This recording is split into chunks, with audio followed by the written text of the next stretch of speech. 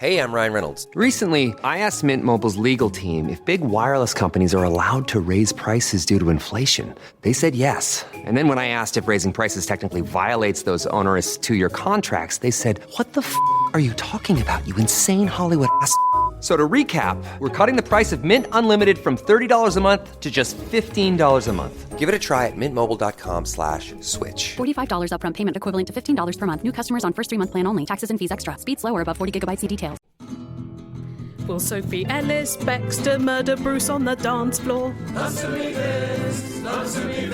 Phileas Fogg snobby crisps, igniting a class war. Answer me this, Helen and Ollie, answer me this. Hey listeners, I don't know what you're doing while you listen to this episode of Answer Me This, but I'm slightly disturbed by this email that Susie has sent in about a circumstance in which she and her boyfriend found themselves listening to Answer Me This. Oh, good, because if we like emails about people's relationships, we like them best of all when they're disturbing. Susie says, "My boyfriend and I spent a lovely evening together in Manchester and got rather carried away with a number of experimental cocktails. Ooh. Dry ice, conical flask, flaming, etc. Oh, the flaming, etc. It's not as good as the ampersand and tonic, but it is good. Oh, that is refreshing. Well, that just be ampersand tonic. Yeah. When we got home, although we were both tired and a little drunk, we were feeling quite amorous, so the lights were off, and one thing led to another. The odd thing was, I could hear this faint mumbling noise around me at the time. I thought we must have left the TV on. It was really bugging me. To my surprise, with no hesitation or trying to hide the evidence, my boyfriend quite happily told me that he was listening to Answer Me This on his iPod at the same time. No. Maybe it's the only thing that can get him up. No, more. The only explanation I can muster is that he was listening to our podcast to actually stop himself climaxing. No, That's a good idea. That actually, I should have thought of that. Fair dues, I can imagine that works. It doesn't seem to have aroused her that much, though. She sounds indignant now. As well she might be. Well, indeed. Did you not notice that he had headphones on? Maybe they're the little in-the-ear jobbies. Or maybe the in-the-pillow speakers that some people have. Yeah, but then you'd both be listening to it as a couple, and of course that would be incredibly sexy, wouldn't it? What could be more sexy? Just both of you with your head in the pillow, him doing you from behind, listening to our voices. Maybe we should make a special sexy album for lovers. Can you imagine that? And now, stimulate the clitoris. It's a question from John. Can you imagine? That would just be weird. We couldn't do that. I think the birth rate would drop. I think you have to accept my explanation that he was trying to prevent himself from climaxing, Yes. or you have to accept he simply doesn't love you. It's one or the other. It might not be about love. He might just think you're not interesting enough in bed. We're speculating. I can't think of anything less sexy than Ollie talking about his cat. Well, here's another tale of podcast listening on the phone line. Hi, this is Jayesh from India, and I have a weird first world problem living in one of the poorest parts of the third world. See, the thing is, because of complicated reasons, I have a chauffeur, because that comes out cheaper than having another car and all those sorts of things. But for whatever reasons, I have a chauffeur. And I listen to podcasts and an occasional audiobook on my way to work, but he doesn't speak English. And in any case, I don't think he's interested in the kind of things that I listen to. So Helen and Ollie, answer me this. Is it rude for me to play things that I know he's not interested in? Or is it part of the bargain that he drives wherever I ask him to drive and he listens to whatever I care to listen to? I don't like that, but is that fair? This really sounds like the emerging Indian middle classes getting hung up on something that would not have occurred to the old guard when they had 25 servants to whack them off, would it? I mean, it's just, if you're used to the idea that you just pay people and they do what your bidding is, you're absolutely fine with this idea of servitude. But if you're kind of a bit anxious about the fact you've got a chauffeur, I think I'd feel this level of awkwardness and discomfort even if I just had someone who came in to clean. I'd probably find myself massively overpaying them and being over solicitous because I just felt really awkward that I delegated a menial task to somebody else. But as it is, my flat's unclean. Actually, I had this specific thing of listening to our podcast when I had a build around the other day. Genuinely, my work for that morning was listening to the edit of the podcast so that I could send you some edit notes. And normally I'd do that on loudspeaker, but I just couldn't face the embarrassment of the conversation of like, oh, what's this you're listening to? Especially if you thought it was rubbish. Yeah. I put it on my iPhone and I sat in the garden and listened to it on earphones. Yeah. He came up to me and he said, have you not got any work today then? And then I said, well, actually I am working. That's what I said. Yeah, I'm testing this chair for comfort. I know that made me look really twatty, but it was true. So I said, well, actually, I'm working. I'm listening to a podcast. And as I said it, I realised that I'm talking to someone who really has absolutely no understanding of, like, that you could possibly do work by sitting in a chair. And he just looked at me like, I can't believe people like you exist. Yeah, but to be fair, like, I think a manual worker can figure out that other people work in offices, but most people work in offices, Ollie, not in the garden. recliner. I know, Yeah, you were lucky me. Yeah, I'm at work driving my bus, choo-choo. Then he would have left you alone. But anyway, who would have guessed that an Indian chauffeur who didn't speak any English might not like this podcast? It's a big shock to me. Shrug. But I think, of course, it's fine for you to suggest what the soundtrack should be. He's on payroll, right? Exactly. I find it too awkward to ask taxi drivers to turn down or off truly horrible radio stations, or stick with ones that they've just turned off that I was enjoying. Chauffeur on your payroll. See, I kind of feel like this about massages, because when I go for a massage, the one thing I really can't stand is the panpipes. Can't. The panpipes. It's just it's not relaxing. It's tedious, and it makes me want to wee. But whilst It's funny that's your trigger. I suppose it is things whizzing through a pipe, like urine.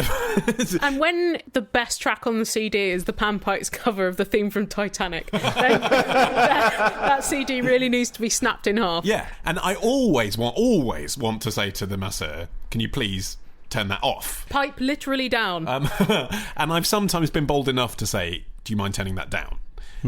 But what I've never said is what I really want to say, and by the way, can we listen to Radio 4? That's what I really want to say. Yeah. And actually, probably, the massage artist would probably enjoy that as much as I would, but I don't feel confident enough in saying that. However, if it was in my house and I was paying a masseur or a masseuse to come to my house and administer that service on a weekly basis, my house, my rules. Your chauffeur, your podcast. Also, I think it's less bad making your chauffeur listen to English podcasts that he doesn't understand than it would be to make him listen to music that he really hated, because at least he can just tune out the babbling of the podcasters, whereas the bad music is bad music in any language. Yeah. Although there's nothing wrong with sitting in the back with some headphones on either. No, exactly. If you're so worried about what he thinks, just put on headphones. Hi, it's Fred from Kent. I'm just playing table tennis with some of my friends. One side of the bat's red and black, so Helen and Ollie, answer me this.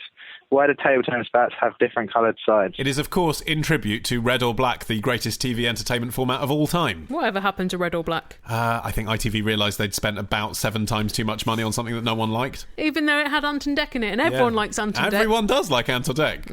Ant or Dec, that would be a great show, wouldn't it? Yeah. You put Ant and Dec in one of those old-fashioned weather clocks, and you have to bet on which one's going to come out when it rains. Anyway, no, that of course is not the reason. No. Is this the case across all table tennis bats? Well, it's certainly the case across all professional tennis table bats since the rules were changed in the professional game. So, I remember the day well. I think it was in the 1980s at some point. Right. Red and black was a very popular colour combination in the 80s. See all the duvet covers from Argos back then. So ever since then in the professional game, it's been one side red, one side black. No doubt, in scouts clubs up and down the country, there are still ping pong rackets that are older than that are green. Well, all the rubber's fallen off anyway. Exactly. But in the professional ones, yes, they're red and black. And the reason for that... They love the Stendhal book, Le Rouge et Le Noir. It's actually... because, well, all table tennis rackets have always had, because they're two-sided, the ability to have 2 different thicknesses of rubber. Oh. So one side gives you a slow spin, one gives you a fast spin. Oh. And of course, as a relatively amateur player, as I imagine you are, as I am. Oh, I'm not a player. Yeah, you've probably never noticed that. But to professional table tennis players, this is obvious. And what's important is actually, I thought maybe they designated one side should be red, one side should be black, so that the player can clearly see which thickness of rubber they're going to use when they, make a move. Or that the other player can see which thickness of rubber has been used to hit the ball at them. Well, that's it. Oh. Actually, the reason is it's so that you can see what your opponent's doing. So before the match, you're entitled to go and have a look at your opponent's bat, work out which is which, because it doesn't have to be that black is always the thin one or whatever, but one is one is the other. Work out which red is, which black is, and then you can see as they're about to hit the ball whether they're using a slow spin or a fast spin, so that you can then volley in response accordingly. So that's the reason. Yeah. I wasn't expecting to learn anything today. Now you've ruined that ambition. Especially about ping pong. If you've got a question, then email your question. Yeah, to submit this podcast to googlemail.com. And submit this podcast to googlemail.com. Bibbidi-bobbidi-bibbidi-boboo. And submit this podcast to googlemail.com. Hellcat.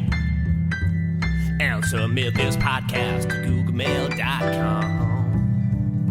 So, retrospectors, what historical events are we ticking off on this week's run of Today in History? On Monday, the anniversary of the day Ozzy Osbourne and a bat came face to face on stage. On Tuesday, we go back to the future with a potted history of the DeLorean. On Wednesday, why is the Pope guarded by those guys in floofy hats? On Thursday, how the Rock and Roll Hall of Fame ended up in Cleveland. And on Friday, was Henry VIII really an asshole, or was it just the result of a jousting accident? We discuss this and more on Today in History with the Retrospectors. 10 minutes each weekday, wherever you get your podcasts. Time for a question from a lady who has chosen to remain anonymous. Yes. Who says, I work in a large office. Ooh. Yes. It's really big, is Utility. Oh, it's enormous, my office. And whilst I get on with most of the people I work with, I do have an office nemesis. Yes. Yeah. I had one of those once. Have you ever had one? You've hardly worked long enough in offices to have one, really. You're my office nemesis. So true. It's funny because it's true. Yes, I have. Yeah. What was it? A he? Was it a she? It was a she. What was the problem? She played Jamie Cullum all day. Yeah, fair enough. Fair enough. I had one once who he was fine. Like, I would have liked him. He had a problem with me because I was also a man with a sense of humour. Literally that. Like, I can't, everyone else in the office was a bit older or a woman or had a defining characteristic which wasn't that they were a bit fun. Yeah. And I came in and he thought that I was kind of crazy Colin from the Fast Show, basically. Right. And I wasn't. I just sometimes told jokes because that was his thing. I'd like trodden on his toes. I was a bit happy. That he just hated me, made it really obvious that I was his nemesis. Some people hate other people's happiness, but that's because they're very unhappy people themselves. Well, let's hope that this anonymous lady is not that person. No. And that, in fact, she is full of joy in this question. Fairly recently, she said, my office nemesis came up to my floor and presented a large plate full of homemade cupcakes. What a bitch! What a absolute cow. She made a big song and dance about them. Oh, God. And proceeded to talk to my boss for 10 minutes about how awful it must be having an assistant who doesn't ever bake. Me. Maybe that was her joking.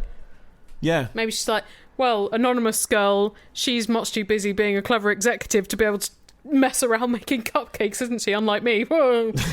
I'm just trying to play devil's advocate. Here, she said, have these cupcakes stuffed with strawberries. I couldn't let you miss out on them. I was up all weekend baking 3 batches. I split vanilla pods and made a strawberry filling and blah, blah, blah, blah, blah. I want to make you fat with cake. Anyway, to her credit, says anonymous lady, the cupcakes were absolutely delicious. God damn it. And I emailed her telling her so. That was very magnanimous of you, anonymous lady. Yeah. You're trying to overcome your natural distaste for this woman. We proceeded, continues anonymous lady, to have a long email conversation about how awesome she is because she bakes. Look, baking is not that hard. She's not that awesome. And how inferior I am because I don't bake. Baking's not that hard. You could bake if you wanted to, but you don't, and that's fine. This woman's self-esteem hinges on a very small amount of flour and sugar, doesn't it? Yeah. It is funny, though, the baking snobbery that there is, because baking is bad for you, not the baking, but the eating of cakes. And it's also something you can buy quite cheaply. So if you're a busy power office woman, it's fine not to bake, I think. I wouldn't judge a woman who doesn't bake.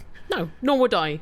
And yet, clearly, this is an established trend, isn't it? Have you ever, do you think, made people feel inferior because you do bake? I hope not. I'm always very embarrassed when people praise my baking, like when I make bread, because I know how easy it is and they don't. So I don't want them to feel inferior because they could easily do it. They just don't realise that. Couldn't do this job, though, the podcast. No, I'm unique, and I'm the best. I'm the bestie best. In the world. This is the hardest job in the world, mate. And you're all dicks because you're not me. La la la la la. Anyway. Take it all back. The story continues. Fast forward to last weekend, and whilst doing the weekly shop, guess what I saw in the cupcake aisle? Was it strawberry cupcakes with a vanilla... Don't actually guess, Martin. Keep it rhetorical. I've got an email to read out. It's exactly the cupcakes that she tasted from this woman that claimed she cooked them, right? Well, perhaps. Let's see. Is it a dragon? Oh, yes. You guessed it. She guessed that you'd guess it. I did guess it. Yeah. Her homemade cupcakes. She knows me so well. Yeah. Before you question my judgment, she says, let me inform you that there is not a shadow of a doubt that these were the very cupcakes my office nemesis had claimed to make. Unbelievable. This is like in a film where someone you think is dead isn't. Who's in the coffin then? The double swirl vanilla strawberry icing and stuffed strawberry centre was a dead giveaway. Unless office nemesis had got the idea from the Stockport ones, and she thought, I can easily replicate that. No, she says be in no doubt, Helen. Okay. We have to take her at word. I'm taking you at your word. She's an answer me this question here. There's we always, have to side with her. There's always doubt. I trust you. I trust you as much as I can trust anyone, Anonymous Lady.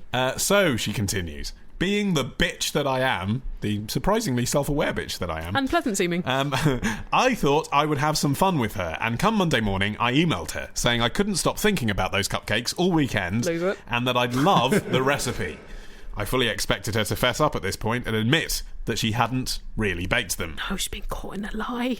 But after 45 minutes, she called me and proceeded to tell me that the recipe is many years old. Oh, yeah, because cupcakes were very popular in 1700. And actually written in German, and that she had her mum round over the weekend to help translate the recipe. Yeah, that's really kind. That is actually a brilliant excuse, though, isn't it? She's used a lot of imagination there. Yeah, but Anonymous Lady just needs to go, oh, that's all right, I'm fluent in German. Yeah. Send it over. I know, yeah. Not a problem.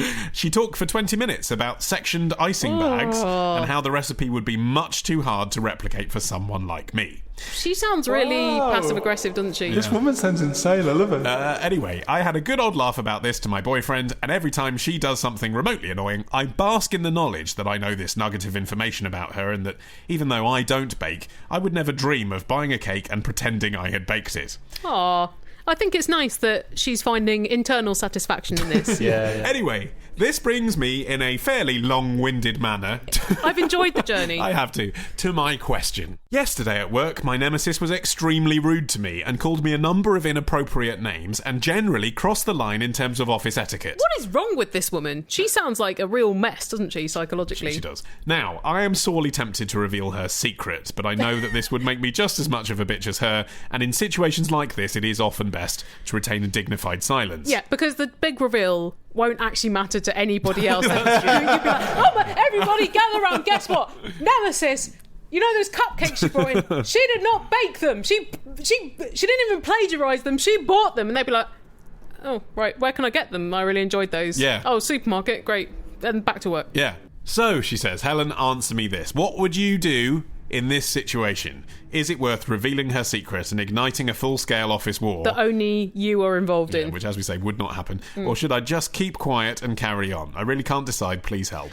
I think you should keep toying with her. Having this knowledge, you should just nudge her more and more to extreme lies to cover up the fact that she bought these cakes. Yeah. So I think you could say that you knew German so you could have the recipe. You could say that you saw her cupcakes in the shop and they must have ripped off her design, and does she want you to help her write a letter full of legalese telling them to knock off the plagiarism? Well, actually, if you were going to out her cupcakes, the meanest way to do it would actually not to be to make a big statement at all, but to turn up with a tray of the cupcakes and offer them around the office. Either you turn up and say, oh, I just got these from the supermarket. Or you say, oh, I baked these. Yeah. Because then she can't call you out. Yeah, no, you offer her one and say, I baked these. Yeah, that would be the this took full-on... me all weekend. Yeah, that would be how Iago would do it. They taste just like yours. I think that's brilliantly clever. Yeah, and also because she might actually almost convince herself that that's true to play along with the lie. Like, she doesn't know where the truth begins there. No, does she? Well, she has started banging on about divided piping bags and so on. So there's just more satisfaction for you to pull the rug from under her gradually every day. Yes, much more satisfying revenge than looking to the rest of the office like the woman who really cares about the cakes. Yeah. The unfunny answer is that she needs to put in a complaint about this woman who's actually been abusing her. The cupcake thing, that's a nice... That's an aside. That's a fun revenge, but at the same time, like grievance procedure. Yeah. Your company probably has one. Yeah, if you approach HR, just try and focus on this woman's unprofessional behaviour. If you start talking about the cakes, they're going to think you're nuts. Yes. They're going to edge away towards the door.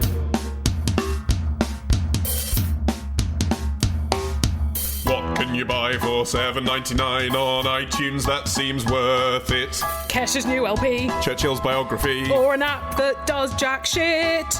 For the same sum, you can get all the fun of 5 hours of our old stuff. We're selling the first 3 years of Answer Me This in iTunes. Most of it is good, just a little bit is guff. Go to answermethispodcast.com/classic and click the link. And with your money we'll swaddle ourselves in nothing but the finest mink. Finest mink and gold shoes, a diamond hat but normal pants. Here's a question from Josh from New York, who says, I was recently discussing archaic institutional traditions with a British friend, and he mentioned that the British Parliament cannot go into session without the presence of some particular mace, as in not the husk of a nutmeg or the spray that wards off attackers, but the ornamental Maggie Thatcher thing. may have had some of that in her handbag. Oh, yeah. Yeah. She farted it. Oh, The mace is an ornamental... An ornamental mace, yes. A weapon, an ornamental weapon. Is it the one that's a ball on a stick or something like that? Yes, Right, it's a okay. big club with a ball on the end. It's like an ornate cudgel, essentially. Okay, right. Well, Josh says, Ollie, answer me this. Is this a real thing, or is my friend pulling some sort of prank on my American ignorance? Don't want to be an American ignorance. Someone threw it on the floor, didn't they? They did. Well, numerous people have, in fact. Oh, that suggests it's real then. Well, okay, yes. First things first. Yes, it is real. The House of Commons actually cannot proceed. I mean, of course, they actually could. I'm sure they'd survive if it got stolen. But they love any excuse just to piss around. They do, don't they? Oh, 6-week holiday, we'll take that. The House of Commons technically can't proceed, can't sit and debate, unless every day the mace is carried in and out of the Commons and Lord Chambers by the Sergeant-at-Arms. Oh, for goodness sake. Is it like a sort of symbol of their authority over the crown, relative to the crown? It's to do with royalty, yes. So it originated when government was the king, and when the king was governing, he made damn sure there was someone near him with a big weapon to cudgel anyone to death who tried to kill him. Right. I bet now if you tried to hit anyone with the mace, they would be furious because it's an antique. Yeah, exactly. But in the olden days, and I can't remember which monarch it was, but it was hundreds of years ago. One of the olden monarchies. One of the olden monarchies. That's exactly what it was. The mace wasn't ornamental. I mean, it might have looked pretty because it was a royal one, but it belonged to the head of the king's military, who was there to kill anyone who would try and kill the king. And let's face it, if you do ornament a mace with jewels, that's going to make it all the more painful for the person getting whacked with it. Yes, although I think it got more ornamental over time because weapons developed in alternative ways, but they liked we're a traditional country. We like the traditions. Yeah, we like to bedazzle our machine guns now, don't we? It just wouldn't be the same if it was like, and the placing of the golden Uzi. Exactly. Begins the succession of Parliament. Exactly. And then when it got to the point, of course, where the Queen is figuratively the head of the government, but actually isn't there apart from during the Queen's speech. She's a real slacker. It is purely ornamental, and it's there just to represent the fact that they're there for the Queen. But they still carry it in every day. By the Sergeant-at-Arms, who presumably is an ex-military person, yes. It's quite seriously taken. At the beginning of the day. At the beginning of each day, in the Lords and the Commons, and it's placed under the table so that they can debate. What if you need it in the Commons and the Lords at the same time? No, there's two different ones. There's two maces. I think the Lords has two maces, and the Commons has one. But Martin correctly remembered that, in fact, some politicians have been done for lifting it aggressively. 3, in fact. In 1976, Michael Heseltine had a go. Oh, really? Naughty Heseltine. He apparently, during a heated debate on the Aircraft and Shipbuilding Industries Bill, which we all remember being very tense, he grabbed the mace and shook it at the opposing Labour Party members. He was just trying to show what a plane in flight looks like. But not just Tories that have done this, Helen. In 1987, Ron Brown, the Labour MP for Leith, picked up the mace during a debate on the poll tax and threw it to the floor. No! Don't break the mace. Fight the power. Well, actually, if you do break the mace, you're basically suspended. Wow. Which is actually what happened in the most recent one, which was also a Labour MP, John McDonnell, in 2009. Tear away. This was about the expansion of Heathrow. Wasn't even worth having a throw about that because it's still going on, that debate. Why is aviation such a mace-destructive topic? Well, anyway, apparently after the vote in which the Transport Secretary Jeff Hoon at the time announced that the government had decided to approve a new Heathrow runway, McDonnell picked up the Commons mace and shoved it up Jeff Hoon. Well, actually, we'll never know where he shoved it because at that point the camera's cut out. So serious a breach is this considered. Jeff Hoon has not been able to pass solids ever since. Is that why it works so funny? Do you think there is an equivalent odd practice in American government, like each day they let loose a bald eagle around the chamber? Actually, there is a directly equivalent tradition because guess what? They have a mace too. No way! So this isn't just a stupid... was that from monarchist times? Well, it's from the fact that British people wrote the American Constitution, isn't it? Oh, but is it shaped like Mickey Mouse or something? No. That's their royalty. It is a standard mace size, but instead of being What under is the... that, though? Well, sort of weapon size. Mace-ish. Let's say... Like tiny little 4 pistol foot or and cannon? silver. It's about half the size of a pike, but double the size of a short sword. Stop it. But what's different about this is it stands in a cylindrical pedestal made of green marble. Oh, right, so like an umbrella stand for a mace. Just for the mace, yeah. It's odd, isn't it? Mace stand. Because I'd imagine otherwise it's very difficult to get a weapon in to American Parliament. Into the House of Representatives, you bet. Oh, but it's fine if it's an ornament with a marble stand. Yeah, and I don't think they bring it in every day. I could be wrong about that, but it sits to the right of the Speaker. So if you ever see footage of the United States House of Representatives, look to the right of the Speaker, and there's a green marble mace stand. Fact. That's probably a sink plunger or something, isn't it? Or a toilet brush. It was Paris in the spring of 1898. Two children paddled gaily in the Seine. One giggled like a girl, the other was a girl, and their names were Olivier and Hélène. Here's a question from Sam from Enniskillen, who says, I just heard on the radio the song Elvis Ain't Dead. Who's that by? Don't know. Never heard it. Oh, hold on. No, I know who it is. I just remembered, and it's awful. Oh no! It's who are those three clowns called who do? She's so lovely. Oh, she's so lovely. No, the other thing. What are they called? Soup. Yeah, no, something like that. Yeah. Fatuous twants. Yeah. 3 Shades of Wank. What are they called? Oh. Schoolboy errors. I could obviously look it up, but. Oh, what are they called? Scouting for Girls. Scouting for Girls. Oh, my goodness. They did the song Elvis Ain't Dead. I'm glad that we didn't have to Google that because I don't want Google to think we're interested. Thanks to Scouting for Girls, Sam in Enniskillen is thinking the following. He says, Ollie, answer me this. What started the conspiracy theory that Elvis Presley didn't really die? And was there any evidence to suggest that he didn't really die? Well, of course, with conspiracy theories, there's always evidence, in inverted commas, if you know where to look for it, but that doesn't mean that it's actually evidence, does it? Still living in the toilet.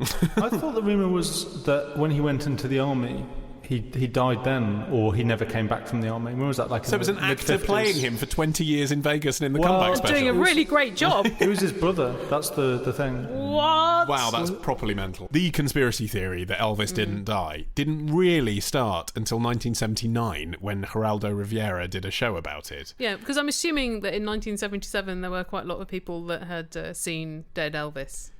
Well, yes, his open casket was on display and Indeed. you could go and see it. Yeah. Although that sowed the seeds for what later would become the conspiracy. So what happened is you could go and see it. Obviously, it's a pre-Twitter age by some decades. So people weren't sending the photo around their friends. They weren't allowed to take pictures of the corpse. But someone who was a confidant of Elvis, which is a bit horrible, sold the picture of the corpse to the National Enquirer. Nasty. It then became the biggest selling issue of the National Enquirer ever. Well, even bigger than the ones recently about how the Queen is dying and Prince Philip's having an affair with Zsa Zsa Gabor. I believe so. Although actually they repeated this exact trick with Whitney's corpse a couple of years ago. Yeah, good magazine. Anyway. Classy like. So morbid. As a result of that being in circulation, obviously people were able to study the photo of Elvis's corpse a little bit more than the Graceland estate had intended. No. And were they saying... It's not convincing.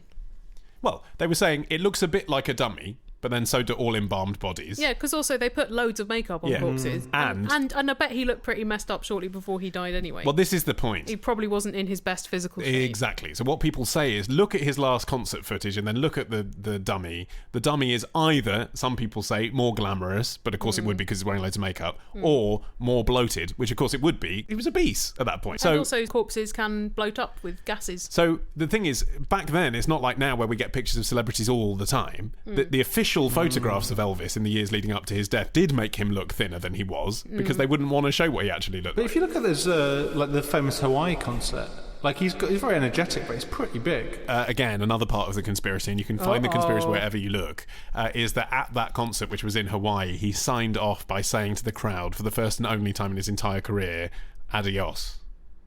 Now, bearing in mind, the crowd aren't Spanish. I think he was just being playful. Yeah. But people have taken that to mean, he was saying goodbye finally. This was his final goodbye because he knew he was going to die. But there's no way to know that, like, he never ever did that before. Anyway, that conspiracy theory relies on the fact that he faked his own death. Now, the reason that came about as a theory at all was basically because there was a lot of confusion after he died as to exactly what the cause of his death was. And really, the reason there was a lot of confusion was because his people didn't want it to be known that he was a drug addict. Yeah, so, like Mama Cass as well, that myth about her choking on a sandwich. Yeah, exactly. And this is the thing. And nowadays, we find that odd because... e.g. Michael Jackson, within hours because it's on the rolling news and everyone can see straight through what the press statements are. But something about Mama Cass is that she had a heart attack. It wasn't drugs related and she didn't die choking on a sandwich, but they just put that rumour out because they thought everyone was going to say, it's drugs. Well, actually, the thing with Elvis is he also had a heart attack. And actually, as recently as the 1990s, they looked into his autopsy file again. And at the time, that scientist said, actually, looking at the evidence, you would say that, yes, of course... polypharmacy, so being prescribed too many prescription drugs, contributed to his bad health, but actually at the moment of his death what he died from was a massive heart attack. It wasn't necessarily drug induced. So you have to tip the scales one way or the other. Is it drugs or is it the heart attack? But because there was this fudge at the time and Elvis's people just told the news outlets that he had died of cardiac arrhythmia, there's then conspiracy afterwards that, they didn't mention the drugs at all. And cardiac arrhythmia, as it turns out, is something that scientifically you can actually only suffer from if you're still alive. If you're dead, Martin's you can't got have that. it. Right. He's right here with us. Oh my God, it's like Elvis. So they obviously misappropriated the term to mean heart attack, and then that started this whole conspiracy theory. You've got all the elements combined together then. You've got the fact he said goodbye at his last concert. You've got the fact that he looked better or worse, depending on how you look at it, in his tomb than he did when he was last seen alive. And you've got the fact that, of course, bearing in mind he had a small child as well, his people did not spread the news that he was a massive drug addict. So all of that taken together, he's obviously still alive. It seems awfully circumstantial to me. Also, is he not buried at Graceland? Yes, he is, yeah. Is he buried or cremated? Buried, yeah. So if there was really an expectation that Elvis was actually alive, I think they probably would have exhumed the coffin and had a look at just exactly what was inside. Well, I don't think anyone's ever taken it seriously. Even that Geraldo program that I was talking about wasn't about is Elvis still alive? It was about what did Elvis really die from and why haven't we been told the truth? But it sparked this idea. And then, of course, to a generation of teenagers from the 50s, you can imagine how that would be the most earth-shattering news. You'd want him to still be alive because he meant your childhood and America changing. And of course, it's kind of fun, isn't it? There are all these Elvis impersonators. And in fact, the Elvis impersonators fudged the issue as well, because there have been pictures apparently showing Elvis standing in Graceland. Like, that's where he'd hide out. He's got the whole world. He'd go to one of the world's biggest tourist attractions, which is known as his house. I don't think so. But anyway, there's photos of him at Graceland. But of course, that's easily explained away by the fact that there are thousands of men literally dressed as Elvis Presley walking around Graceland every day. I also assume that he wouldn't wear his white jumpsuits at Graceland.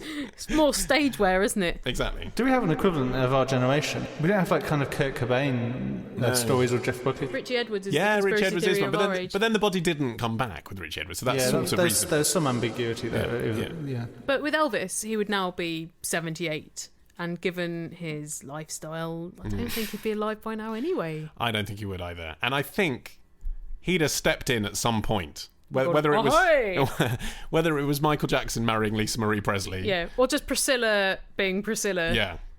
At some point you say, I don't want you to carry on making money out of me, actually. I mean, that would be the most amazing comeback tour of all time, wouldn't it? Wow, that would be good, yeah. Lots of things for our brains to chew on, yes, listeners. but time for us to say adios. Which doesn't mean we're going to die. No, but we will fake our own death goodbye. Bad luck. But listeners, you can give us more things to chew on with our brains and mouths for next week's show. So please send in all of your questions, and our contact details are on our website. AnswerMeThisPodcast.com, where you can also find links to buy our holiday album. 1 hour of new, if you haven't heard it yet, material of us talking about the world of holidays. And our other albums as well, Sports Day and Jubilee. Not a difficult sophomore album amongst them. And remember, if you enjoy listening to Helen and myself chatting, that you can also do that every week on the BBC's Let's Talk About Tech podcast. If you've listened to this and thought, I like the cut of their jib, I'd like to apply that jib to talking about the week on the web, then that's the podcast for you. If on the other hand you like my exciting interjections, you could listen to one of my podcasts, Brain Train Podcast, Sound Related Podcast. Just one long interjection. Bye!